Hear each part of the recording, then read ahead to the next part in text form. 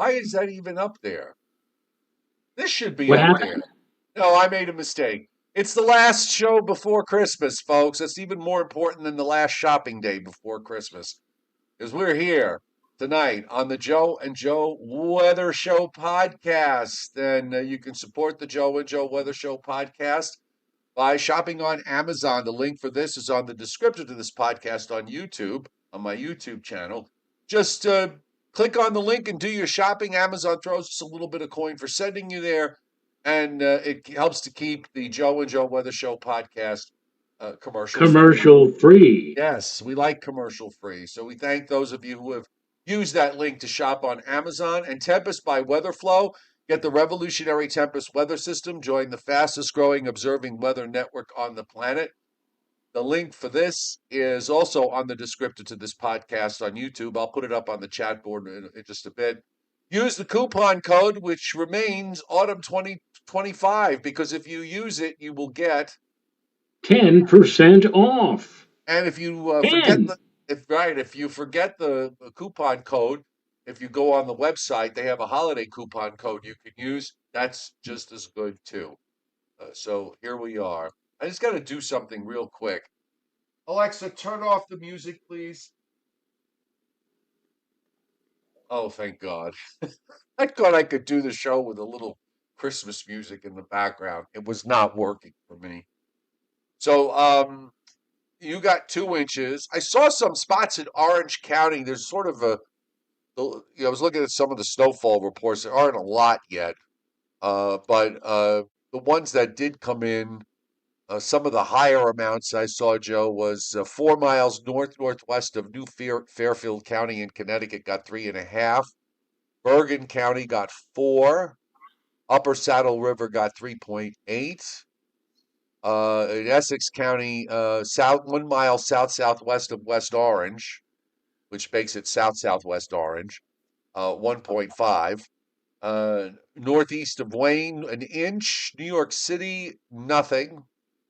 They had a trace. A trace, correct. A trace. 6 Still looking tenths. for that. Still looking for that 1/10 of an inch to make an even 3. 6 tenths in Syosset. The big winners, though, were in Orange County. 2 miles east of I'm just going to say Highland Mills, 3.2. Middletown, one station in Middletown, 4.5. Another one, 5. South Chester. Is there a North Chester? I don't know. But South Chester got 4.8.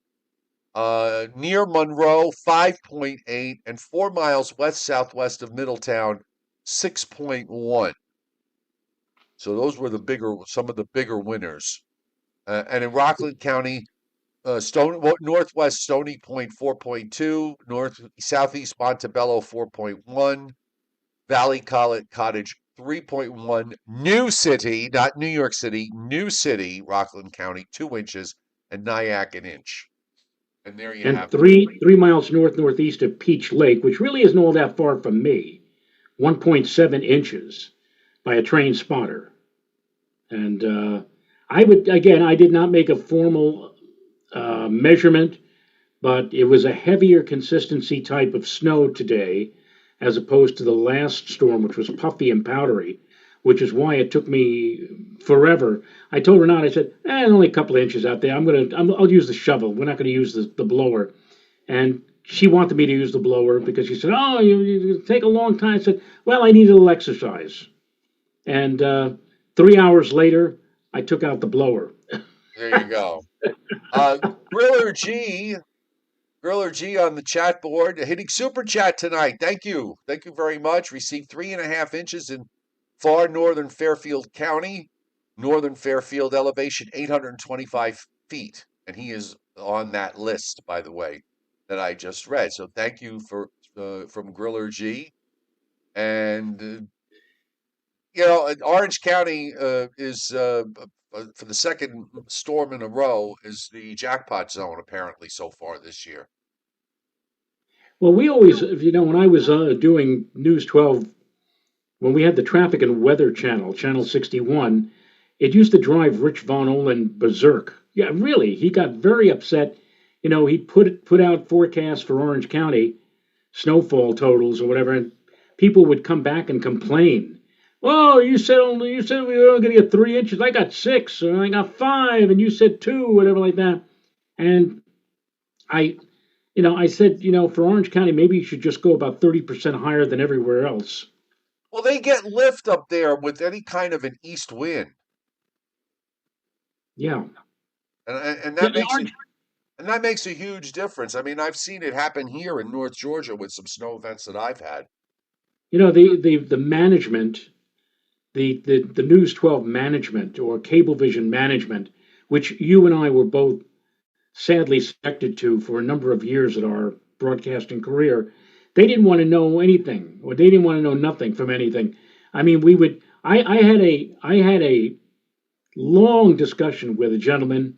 He was actually one of the bean counters at Cablevision. His name was Steve Weinberg, and I kept telling Steve, I said, Steve, we have to do something. He said, we really. I said, it makes it very difficult when you look at Westchester County, for example, you've got a place that's right down by the Sound Shore, and meanwhile, north of 287, you've got a completely different type of environment Right. to forecast in the wintertime, especially. And I said, Orange County should stand alone.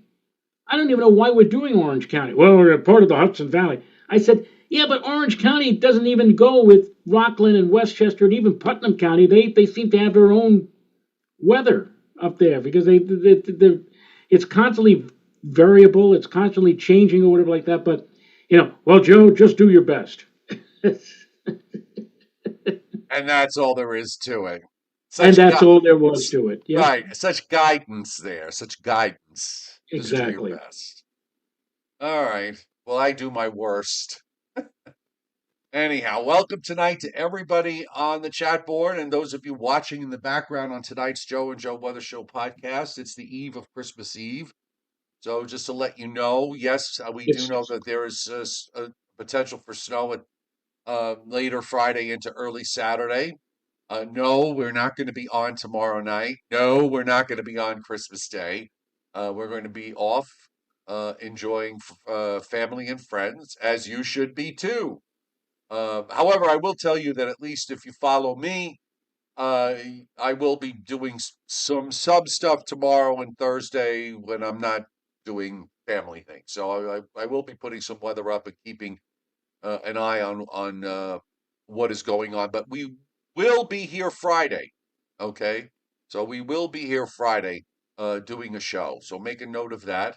Subscribe to my YouTube channel, folks. Turn your notifications on, and of course, if you like the show, please hit the like button. So, shall we get started? yes, we should.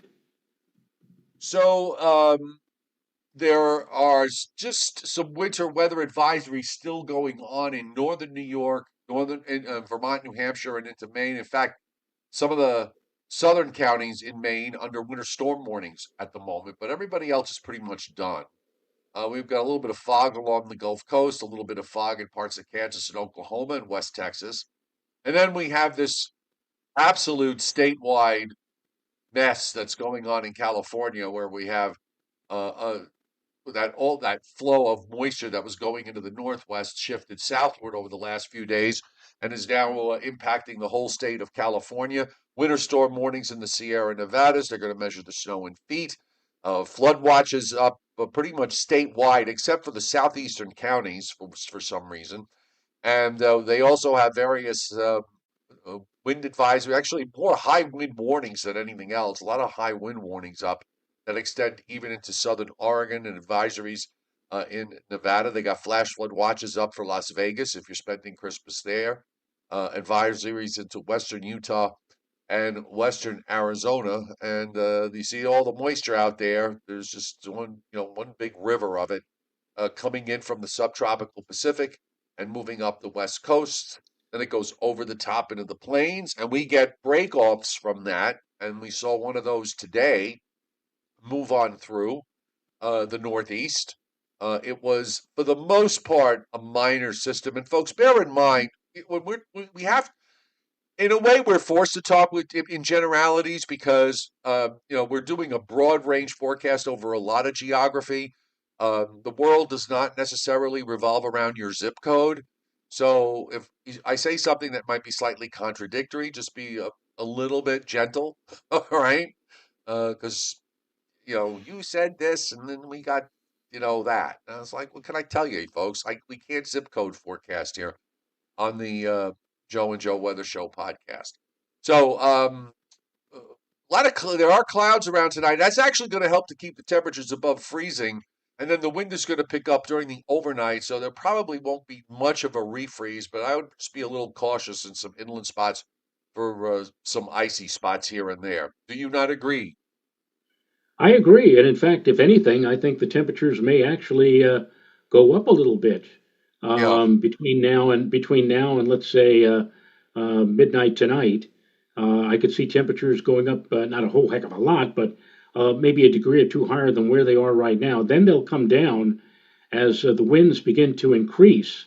There's like a minor cold front just to the west of us, and once that front moves on by, and once the storm system offshore really starts to rev up, we'll start to see the winds increase, and so we'll have a blustery late night after midnight, and probably at least the first part of tomorrow, rather blustery with gusty winds to over 30 miles an hour before they begin to subside later in the day tomorrow and tomorrow night. In uh, in the South, it was a beautiful day, with the exception of where I was, because except for about 5 minutes when the sun tried to come out early this afternoon. It has been very gloom and doom up here in North Georgia, and you can see there's low clouds, that bluish color there, all representative of some lower clouds that are just sort of hanging about, and I'm right in the thick of those, or at least I was, and it was unfortunate because the rest of the state was sunny, and we're headed for. We got into the 60s today. Right now I'm 57, so it feels nice not to have to go outside wearing a coat. And looking at record highs potentially for Atlanta on Christmas Day. They're shooting for 74, which would be a record high for Christmas Day. Richard Bond, thank you for hitting the tip jar tonight. Most appreciated as always. And Merry Christmas to you and yours. Here's what's left of what's going on in the Northeast on the radar. There's some snow up in Maine and New Hampshire and Vermont, and extending down into parts of Massachusetts. A little bit of rain down near the coast. Otherwise, the radars over the rest of the East are non existent. But in the West, we've got some heavy rain in western Arizona and running up. It must be pouring in Las Vegas right now because that's where those yellow echoes that you see are sitting right over Las Vegas at the moment. So that can't be fun there. And we're seeing surges of rain off the coast of Northern California, getting ready to move in, as well as some moisture that has moved up into northern parts of Oregon, into Washington State and Idaho, and a little patchy stuff up there in the great state of Montana. And you know what? I'm going to check the Storm Prediction Center just for laughs, see if we have anything. It's really amazing to me. If you think back just a year ago, 1 year ago, California was in a Santa Ana type of weather pattern, which eventually led, as we moved into January, to the the terrible fires that took place. And I remember, we were talking about this and saying, said, this isn't right. I mean, we're not supposed to see this at this particular time of the year. We're normally expecting to see storms coming in off of the Pacific and bringing lots of wet weather. Well, look at this. Now, this year, a year later, we've got the wet weather. We've got the storms coming, the so called atmospheric river in place. But unfortunately, the river is a little bit stronger than what you would normally expect. And they have been getting wave after wave after wave of moisture and precipitation from the Pacific Ocean.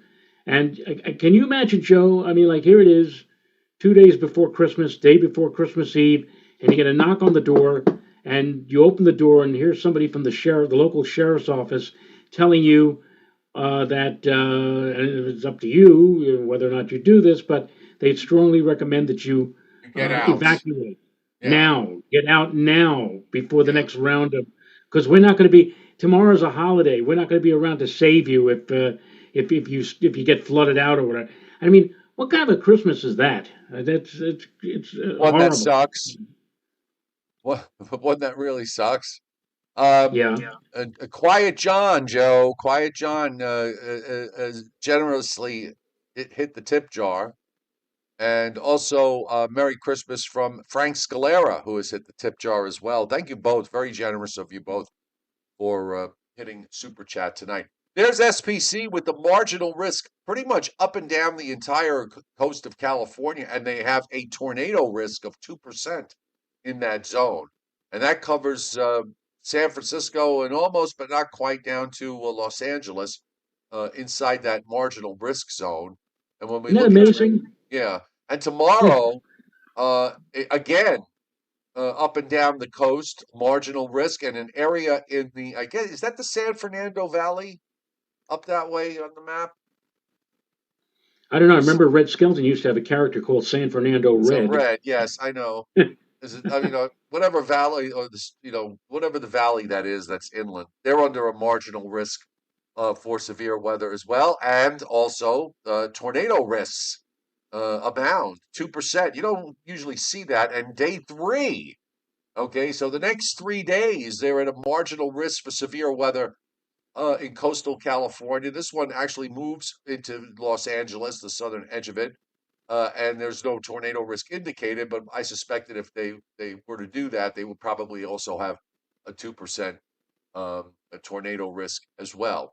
And here's the precipitation forecast. We've got a couple of things to look at here. First off, in the west, again, another, basically just splash yellow and brown paint up and down California with areas of 10 inches or more of rain on top of what's already fallen. And this is the 7 day forecast. Lesser amounts, though, far less in Oregon and Washington. Also, some relatively big amounts in southern Nevada, where we've got areas of 2, 3, and possibly even some local amounts to 4 inches there. Now, in the east, there were probably two weather systems that cover all this moisture. So I don't think that all of this is going to be for Friday, but most of it might be. And over the next 7 days, we're looking at anywhere from 3/4 of an inch to an inch and a quarter of liquid in much of the Northeast. There are also a few areas in purple that are being indicated as an inch and a half of total liquid. And I would say probably there's a chance that anywhere from a half inch to maybe as much as an inch could be from the system for later Friday into early Saturday. Hard to say at this point, but that's what it's looking at. And the folks at WPC, which we're going to take a look at, this is in day 4 of their long range. So tomorrow it'll be in the day 3.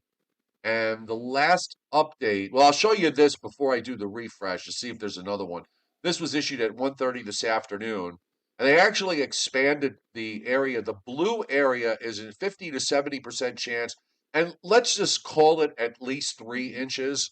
Uh, but a 50 to 70% chance for at least 3 inches from northern Delaware and extreme northeastern Maryland, just about all of central and eastern Pennsylvania, most of New Jersey, to New York City, western and parts of central Long Island, southwest Connecticut, the Hudson Valley, the Catskills, and southern New York, and that bright blue that stands out in northwest New Jersey into eastern and northeastern Pennsylvania and points west is a 70 to 90% chance for at least three. So I think this kind of tells you that maybe 3 inches is going to be your baseline bottom for what's going to happen on Friday. Well, I've been looking at the ensembles, especially the European ensembles. And to me, Joe, this may be excessive, what you're seeing right here, because I've been seeing the trend. The trend has been with each run that they have been moving the precipitation back to the west a little bit more. And also, I think that the major axis of heavy precipitation, I think, well, and they seem to have the idea here, the concept here, that they've got the heaviest amounts or the heaviest probabilities is west of the New York City metropolitan area. It seems to me that we may be looking at the axis of heavy snow running diagonally from northwest to southeast, from, let's say, central Pennsylvania to perhaps down towards southern New Jersey. and that New York City. I'm not saying New York City is not going to see any snow. What I'm saying is that New York City may very well, um, you know, a few inches, and meanwhile, places like Philadelphia, Atlantic City, let's say down toward Wilmington, Delaware, those areas, they may pick up like 6 or 8 or even 10 inches if everything falls into place. Because again, what we have is a storm that Friday morning will, and that storm will be tracking not straight east, but kind of on a southeast trajectory off the coastline of, let's say, Virginia or North Carolina. That's pretty far south. If you're looking for a heavy snowfall in the New York metropolitan area, and I think that that ridge of high pressure, and it is going to be a cold, dry ridge of high pressure, is going to do its level best to try to push that system further south or further to the west and south of the New York City metropolitan area. And whereas, let's say 2 or 3 days ago, if you had asked me, all right, when do I expect the snow to begin? I would have said, oh, sometime early in the day on Friday, we'll have some snow. Now, if you look at some of the models, especially the global models, you may not call for the first snowflakes to fall until after dark on Friday. So if you're doing anything on Friday, you could probably do it freely without having to worry about snow. But once the day ends, that's when the snow may begin. And then the question is, how long do we have the snow? That depends, of course, upon where the track of the storm is. In New York, we may have snow overnight. It may be coming to an end first thing Saturday morning. Then again, if it's on a track further to the north and east, then we have a longer duration of snow. The snow begins earlier, maybe in the afternoon, doesn't finish until sometime during the first half of the day on Saturday, and you get a heavier amount. Still a little early in the game. I know that I saw Lee Goldberg on ABC 7 tonight, and he already had a snow map. And of course, he stressed it was preliminary, and I'm happy that Lee said that. But I wouldn't have put up a snow map just yet. I would still wait another 24 hours before putting up a map or putting up, you know, possible numbers because this looks to be a tricky forecast. And as I Well, said last I'm night, not going Joe, to argue. I'm not going to disagree with you. It is tricky. I just I'm want to not ask gonna. you. I just want to ask you. I just want to say one other thing. And I said this last night is again looking at the ensembles, not the All right. operational Well, that's my runs. question, Joe, because you said the European ensembles have had the heaviest snow to the south, and I have the 12Z European ensemble snow map. In fact, I'm going to switch geography because I'll put the regional up because I think that'll I'll be able to go a little wider. Um, as soon as it decides to do so. Here we go. If you look at these are the ensemble snow amounts. The highest amounts are actually from central New Jersey north to the Hudson Valley, and on up into western Orange County and the Catskills in northeastern Pennsylvania. They're much lower further south. The European ensembles are further north. Now I'm thinking you might have meant the GFS ensembles, which were further south.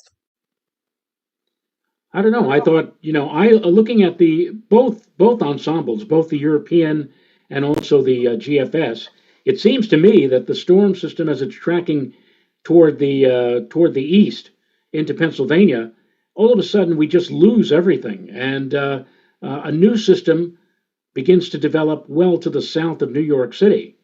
And sometimes you have a situation where, as I said, you get the if you're into snow and really want to see a lot of snow. Uh, we had a guy who used to work at the weather center that I used to work at many years ago. He called that the screw zone, where you got the handoff, you got the storm with all of this snow coming in from the west, and all of a sudden all of that disintegrates as it hands off the energy and the moisture to a second system down, let's say, off the mid-Atlantic coast into the south. And meanwhile, the folks who are located in between the two systems, they only get a little bit of snow. They don't I get the, understand. And I would just you know, point out too that the system we just had last week was a situation where it did not it didn't happen. well, I'm like not, I, I'm just being devil's advocate here. I'm not saying anything you say is wrong. And I'm not saying your viewpoint is necessarily wrong. But I'm just making that point. Yeah, certainly that could happen. I'm not saying it won't. This is the GFS ensembles, and if you look at where the max area is on the GFS ensembles in terms of snowfall, it's northeastern Pennsylvania, northwest New Jersey. Again, well, the amounts are a little higher in South Jersey, but the cutoff line seems to be across central Long Island and western Connecticut, at least on the 12Z run. Okay, and on the 18Z run, on again, these are ensembles, folks. So these are sort of, you're looking at averages, and on the ensembles, you've got an area of 4 plus in central New Jersey and into eastern Pennsylvania. The max area on the ensembles here further south, about 4 in New York City, but only 2.5 at Islip, and 2 inches. Look, I'm just looking at this in a broad sense right at this moment.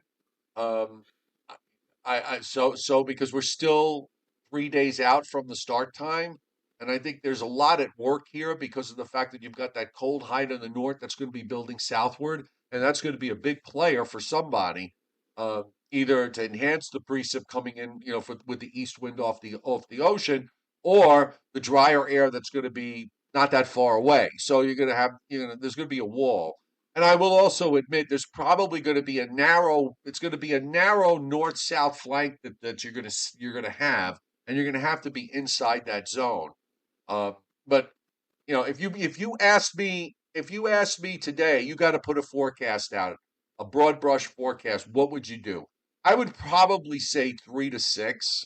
Uh, I don't know if I would say 4 to 8, but I would. To me, this looks like it could be a 3 to 6, 4 to 8 type event for most of the folks in Eastern Pennsylvania, to let's say southwestern New England. And that's my guess.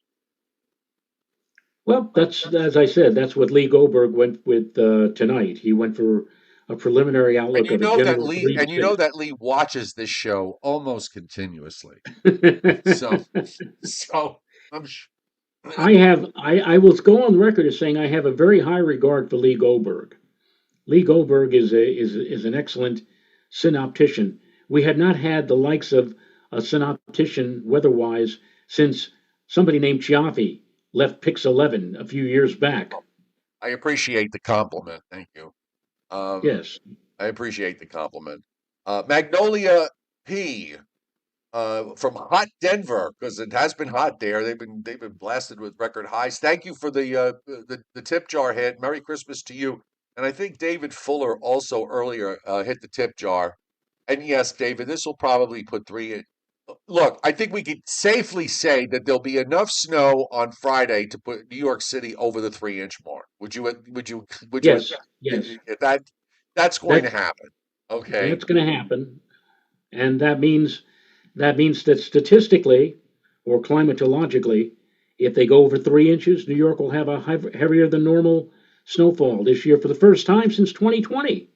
So you knew that this snow drought for New York, and it's been ridiculous, Yeah. was going to break eventually. If you knew it was not going to be a case of every single year, 10 inches, 12 inches, 8 inches, or whatever they had.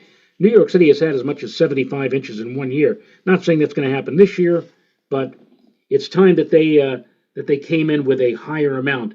Last 30 winters, New York has averaged at Central Park 28.2 inches, and if they go over 3 inches, there's a better than 85% chance that they will have more than that 28-inch total this particular year. We'll see.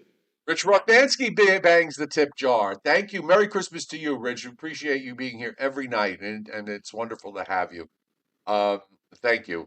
By the way, this is a bit of an unusual situation because of how everything is structured, and I have the 18Z European up. Let me just back up to the upper air first, though, to show everybody what's going on, because you've got deep troughs off both coasts. You've got one off the west coast, one off the east coast, and there's this sort of ridge that's in between. And it's a little hard to see, but there is a short wave. And this is Friday morning. There's a short wave right about there, a little kink in the flow. That's all it is. And it's coming into a very cold high that is going to be lodged in eastern Canada. And for once, the high is actually going to hold. So the short wave gets forced southeastward, which is why you see a setup like this, where you've got a surface low that is going to come over the top into the Dakotas, and then it's kind of in northern Indiana, and you see that 1031 high there in Quebec just sits there. So it forces the low to go southeast. So it goes from northern Indiana into northern West Virginia. Now the European Joe tonight, and I'll go close up here on the map, uh, shows that dark blue heavy snow. You see it there. You should be able to see it on the screen momentarily. Um, but it's got that dark blue heavy snow band uh, across southern New York, down through the Catskills, and then over New York City and Long Island sometime uh, around, say, from 8 o'clock till 1 in the morning.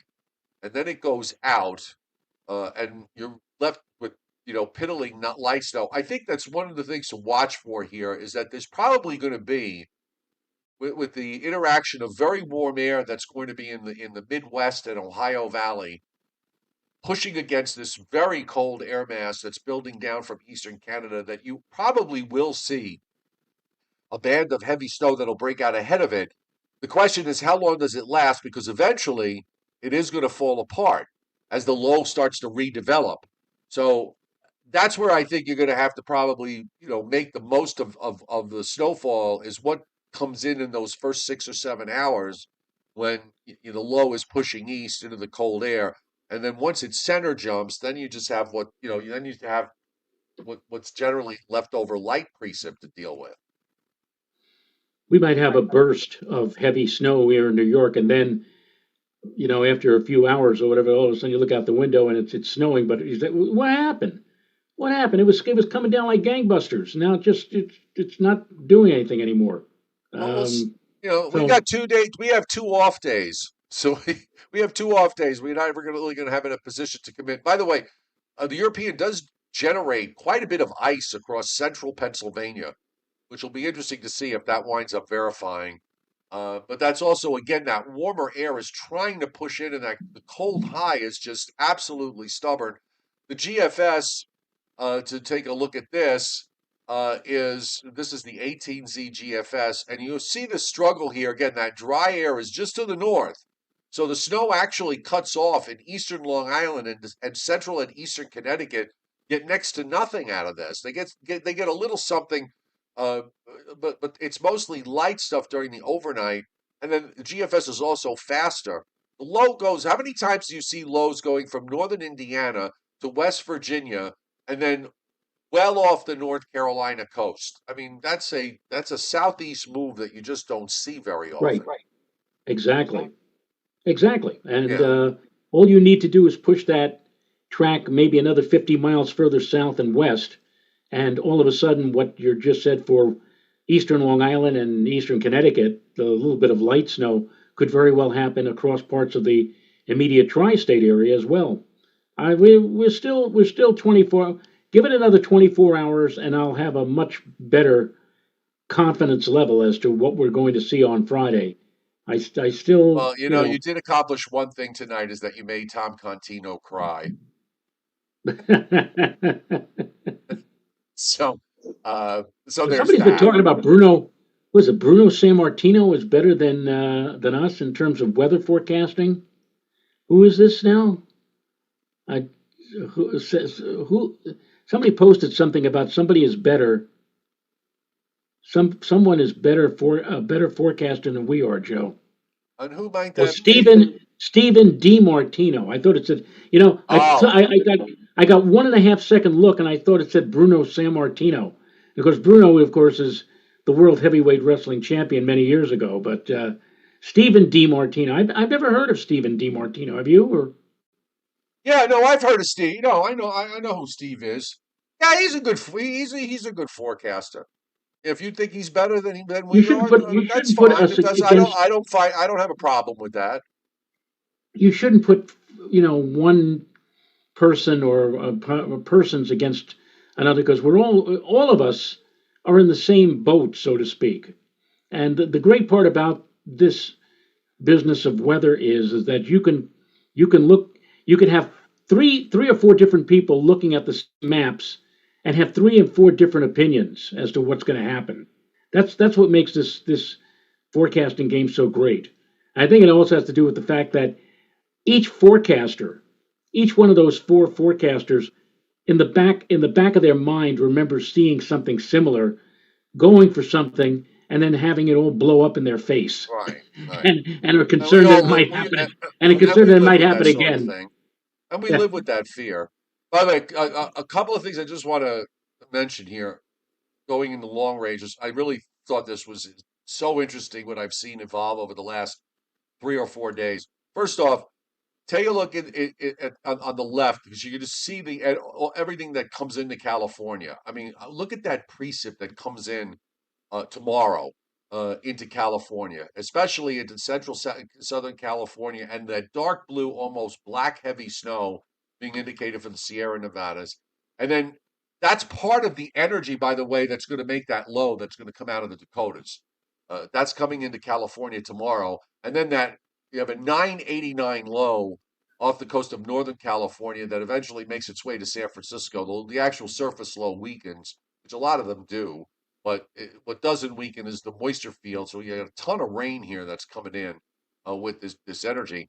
But the one thing I want to point out, I've noticed over the last couple of days, is the major change that the model has done in the long range. Because if you look at today's runs and both models, both the GFS and the European, um, they have finally clued in on the fact that we are going to have intrusions of cold air returning. So what we've experienced the last week to 10 days has really just been the relaxation of the primary pattern that started in late November and lasted through mid-December. So we're in this sort of, mulling point. And even in this midpoint, we've had opportunities for snow. But here comes this is on next Sunday. There's a cold front approaching with very cold air behind it. I mean, we get down to almost a 504 thick, 510 thickness here. There's a 1044 high into North Dakota, very cold air. And then behind that is another Arctic front coming through right on New Year's Day with another big cold high, Joe. That's where we get the thicknesses down between 498 and 504. And then Burr. supposedly, on at least according to the GFS, on Sunday, January 4th, I get snow here. Yippee! We'll see. We'll see if that plays. But there's again, another cold high behind this one that comes in on New Year's Day. Another Arctic boundary moves through, and another cold high, a reinforcement comes in around January 4th or 5th. And here's another high right behind that. Then the model starts to get squirrely with what it wants to do. And the other thing I noticed that earlier, late last week, I look at the European weeklies, not every day, but on most days. And there was a couple of days last week in a row where they had the whole month of January was above normal. Okay, coast to coast, above all of us, it was above normal. Well, it's done a big switch, and now it actually has it most of the time, not all of the time, but most of the time, no worse than near normal. And what I find really interesting now is for the first time for this Monday, the last period is Monday, January 26th to Monday, February 2nd. All of a sudden, it went from being above normal in the east to near normal everywhere east, to pretty much everywhere east of the Rockies.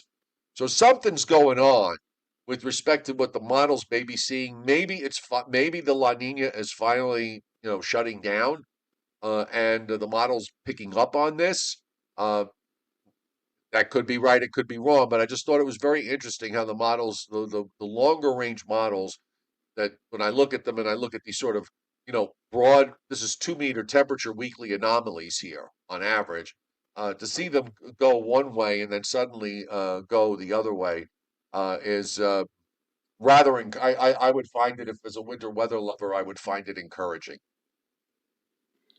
Well, all I want to say in terms of what may happen, Friday, Saturday, is, and you just pointed it out, Joe, is that here we have this monstrous storm system that looks like right now it's about 200 miles, 250 miles off the coast of California.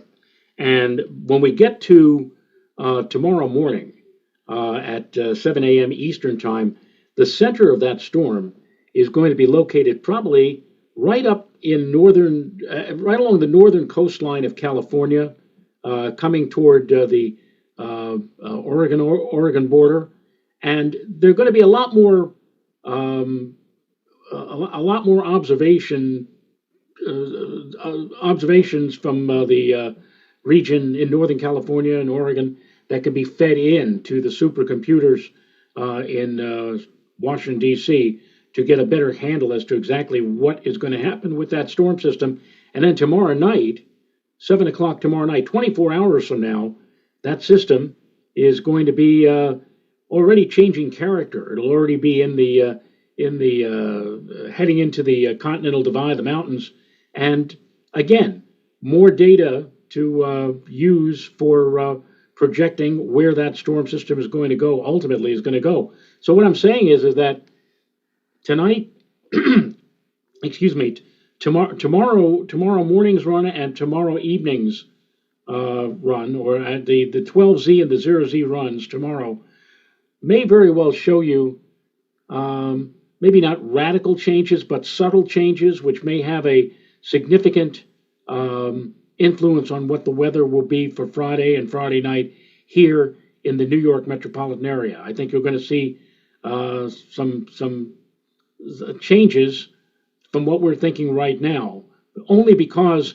it's such an intense system and it's going to be coming onshore, and there's going to be a lot more surface information that's going to be able to be inputted into the computers from this storm heading inland from the Pacific. So we'll see what happens. I don't even remember the last time I saw a storm system as intense as what we're looking at right now off of California. And the sad part about it is for Californians is after that moves inland, there's yet another one that's going to be heading in and moving into probably northern or north central California in time for Friday night and Saturday. So while we're going to be going through our wave of unsettled weather, be it snow or maybe a little bit of ice or whatever, while we're going through that Friday night, yet another major storm, another in the continuing series of atmospheric river events,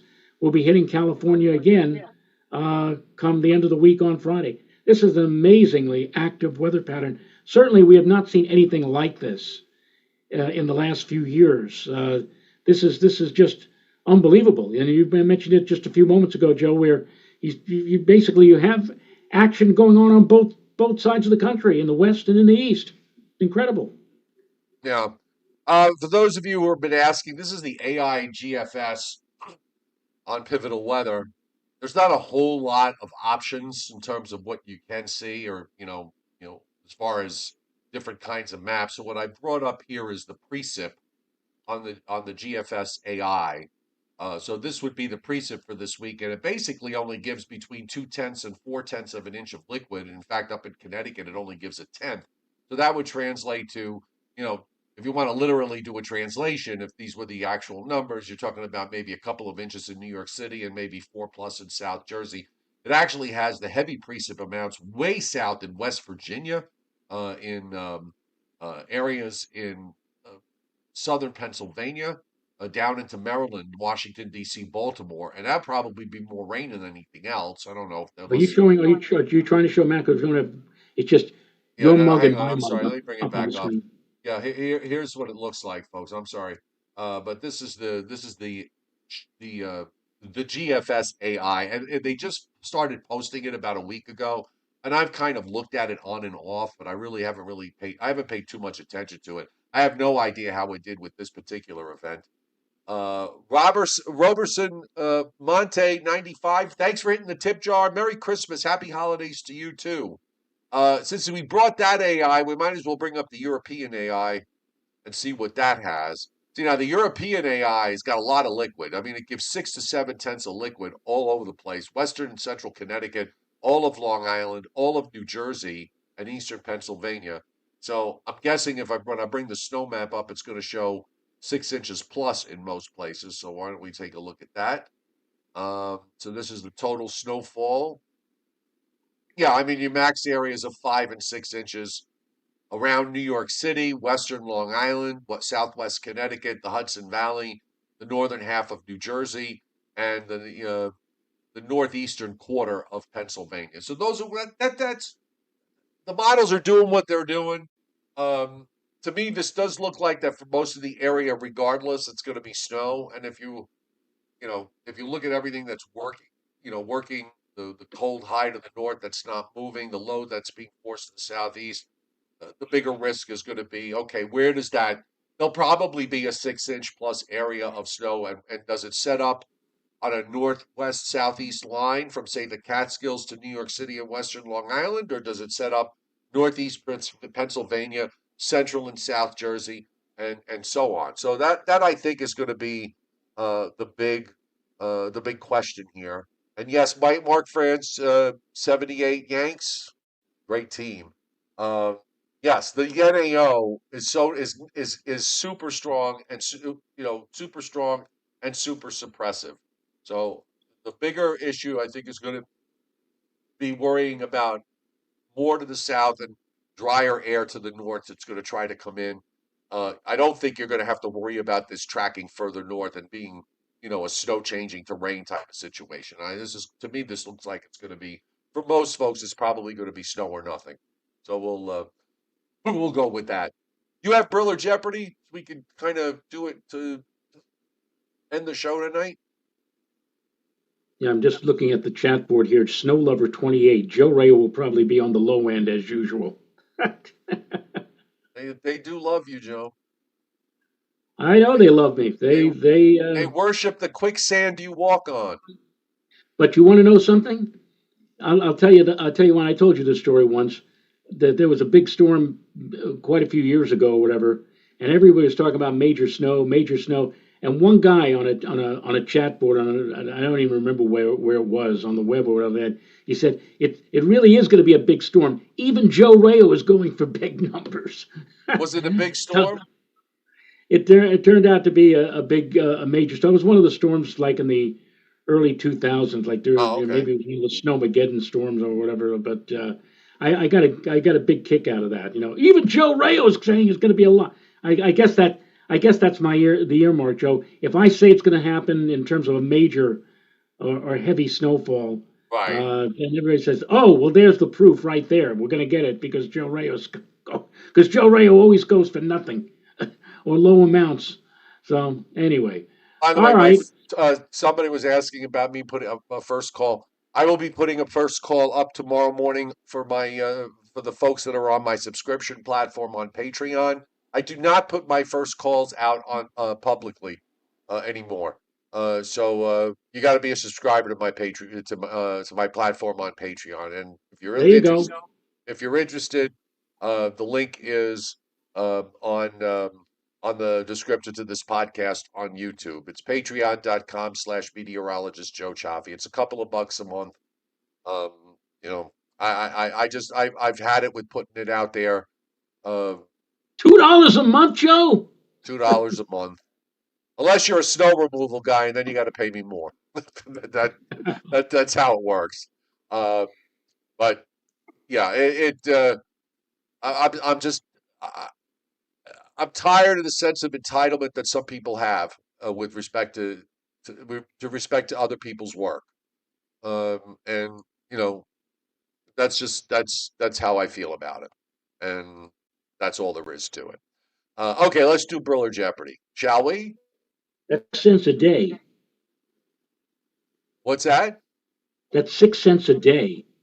Yes, I Two know, dollars a and you'd month. be It's like 6 cents surprised a how many day. people, because look, we all work for a living, and what we do. People don't realize what Joe and I do here costs money.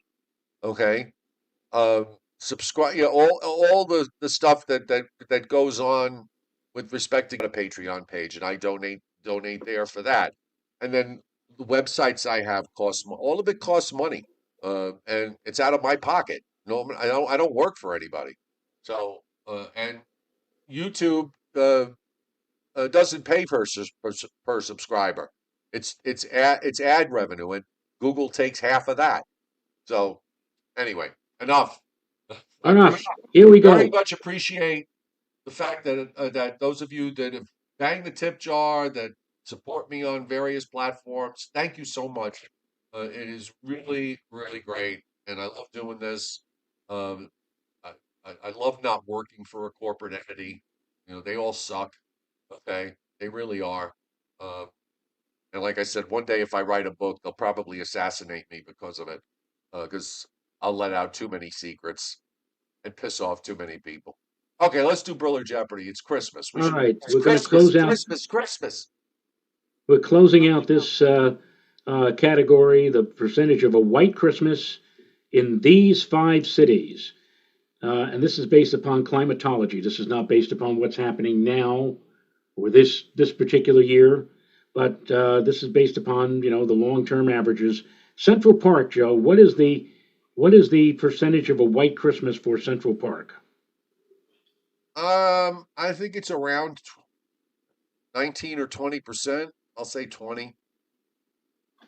And I would have thought that I too would have thought it would be a number along those lines or whatever, but it's actually lower. Now, again, and my question is it, snow on the ground? Because I mean, it is to define the snow on the ground, at least an inch on the ground. Maybe in recent years that number's gone down. It used to be like 25% years ago. Now it's down under 20. So I'm too high, is the bottom line. Um, Mrs. Rayo was trying to tell me something here. It's foggy outside. Oh, it's foggy. it's I knew you were foggy saying something with inside. it. I know you were no foggy outside. I knew she was saying something, and it had an F in it, but I knew it wasn't that word. So I knew it had to be something along that. So it's foggy outside, and that only proves my point. At the top of the show, if you remember, I said I think in the next few hours, and the temperatures may actually go up a few degrees. We have snow cover here in Putnam Valley, and if there's the warm air ahead of that cold front moves through, it's obviously setting off some fog, which actually is good if you don't like snow and want to help in clearing it away. Fog does that. Fog will get rid of the snow a lot quicker than, let's say, a bright sunny afternoon with temperatures above freezing. Anyway, Rich Rothmansky actually got it.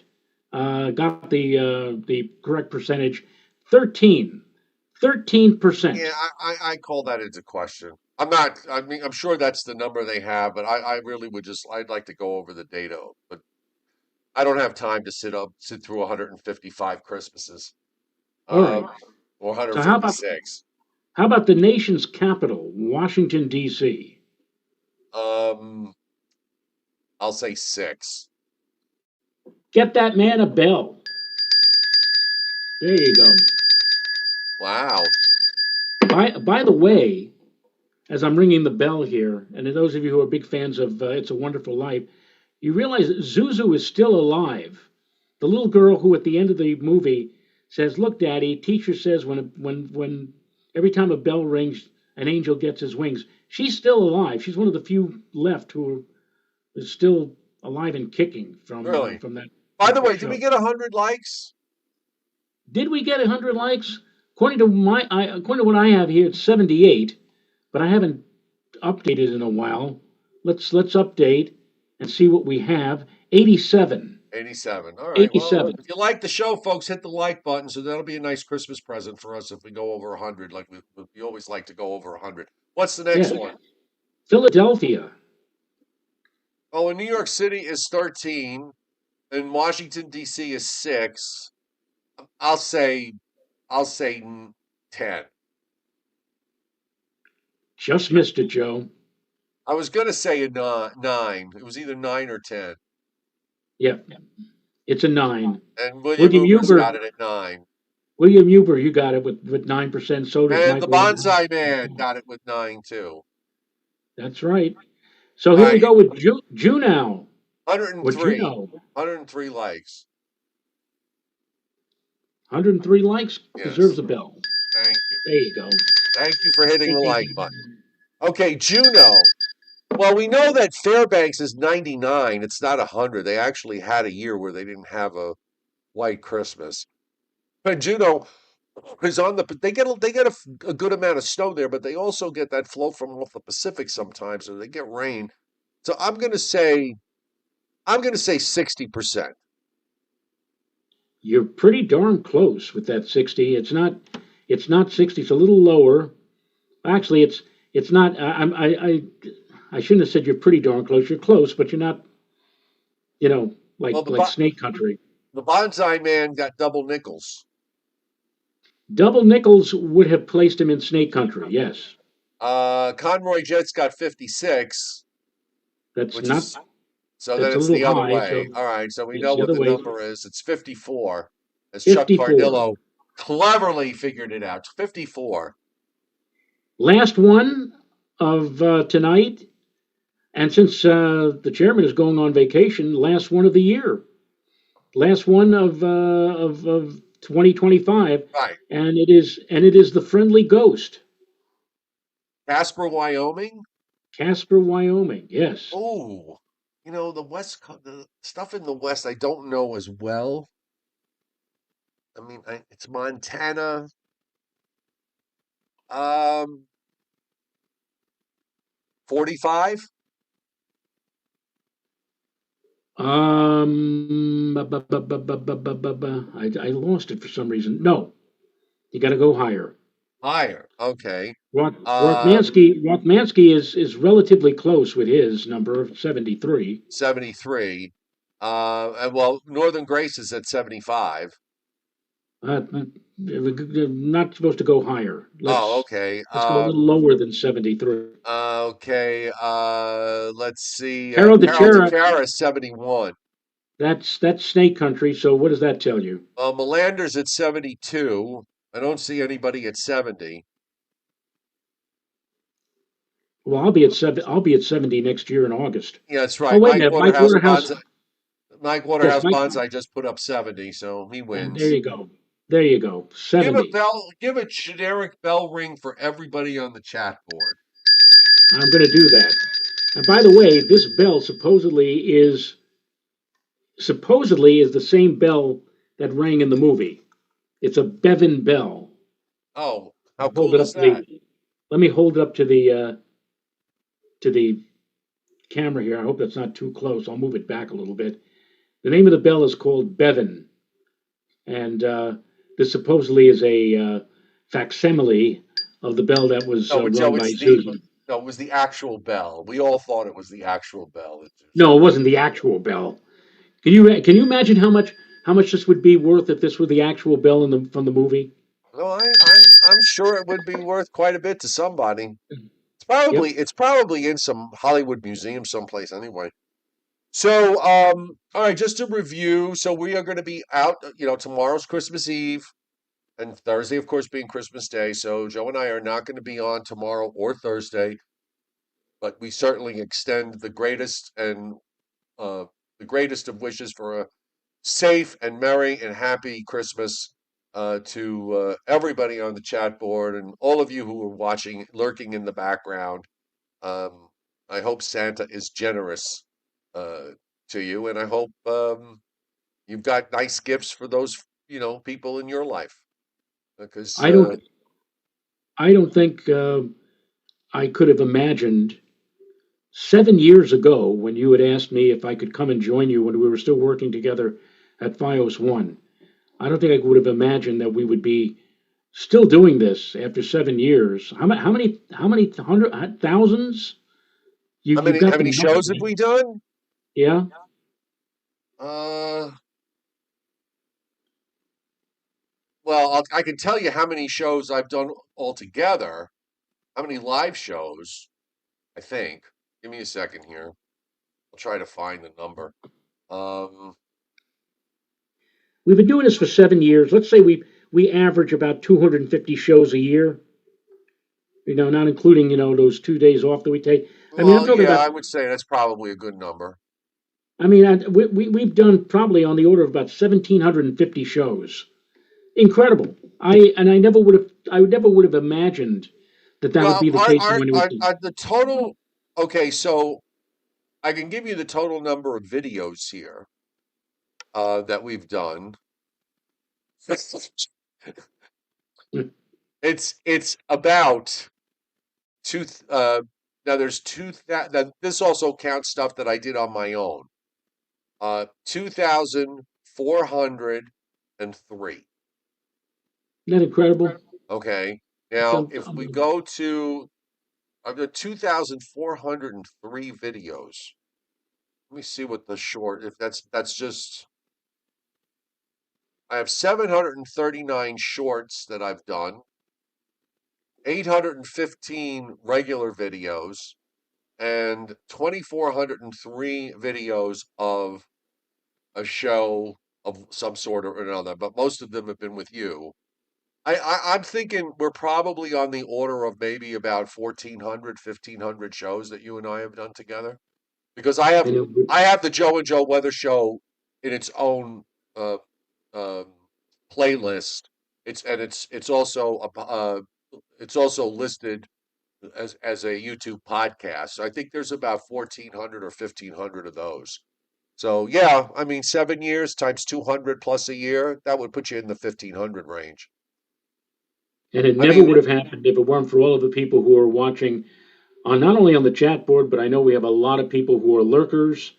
And I got to tell you, Joe, it amazes me. Sometimes I'll be walking, and this happened just a couple of weeks ago. I was leaving a pharmacy here in Putnam Valley. A car passed by, and he says, "Hey, Joe Rayo." Now I get a lot of that because people remember me from News 12. But then he follows up by saying, he says, "Hey, Joe and Joe, watch it every time, every night, or whatever." And that always blows me away that there are people out there who are watching our show, and they know that when we have a potential big storm, it's probably why we're going to have a big audience on Friday. That they know yeah. will come for the best weather Well, information is right here. it's humbling and very satisfying. I just knew that this was like the best doing this and getting away from working for somebody was something that was the best thing for me. I mean, it certainly was the best thing for me. Got over 15,000 subscribers. That's not too shabby. I'd love to have 150,000 subscribers, but it's very hard these days to grow a channel because you just don't know what the algorithm's going to do. Um, and stuff is getting suppressed for one reason or another on Facebook.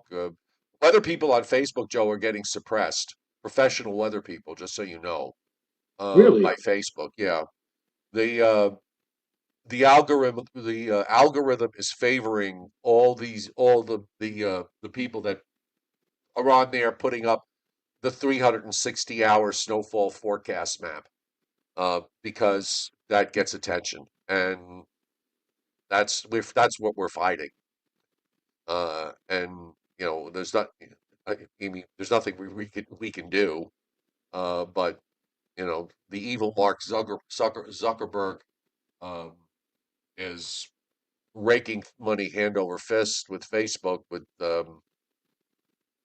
ad revenue, and he does it by they do it by just you know putting the lowest quality crap up there because unfortunately that gets the most attention.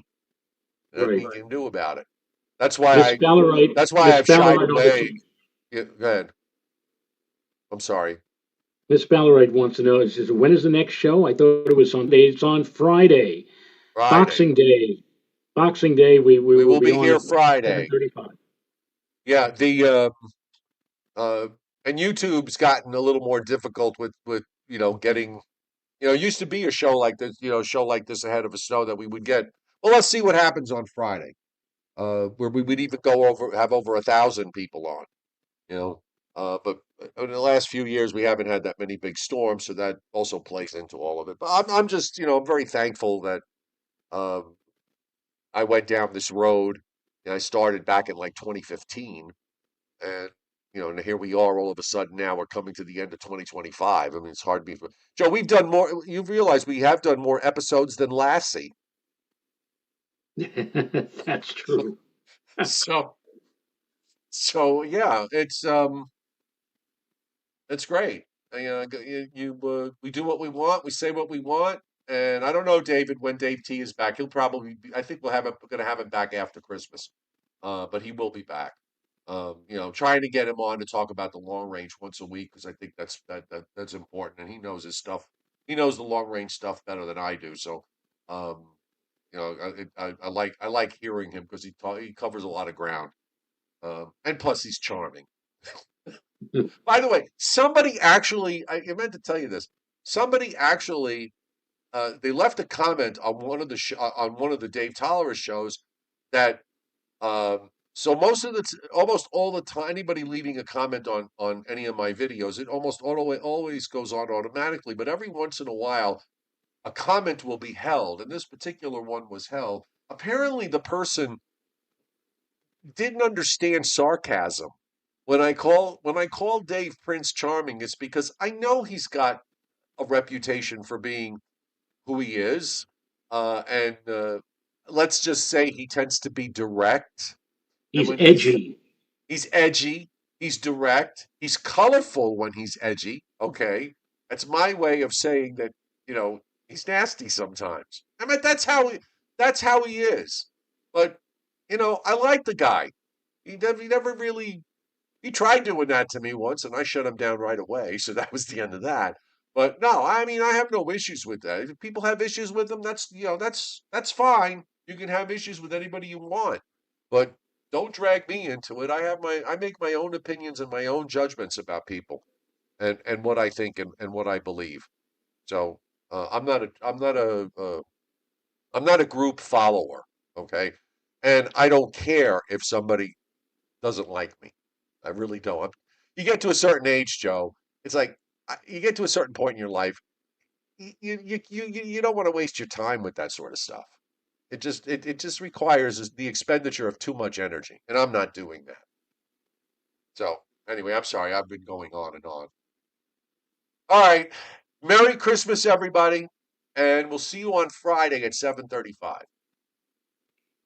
Happy holidays, folks.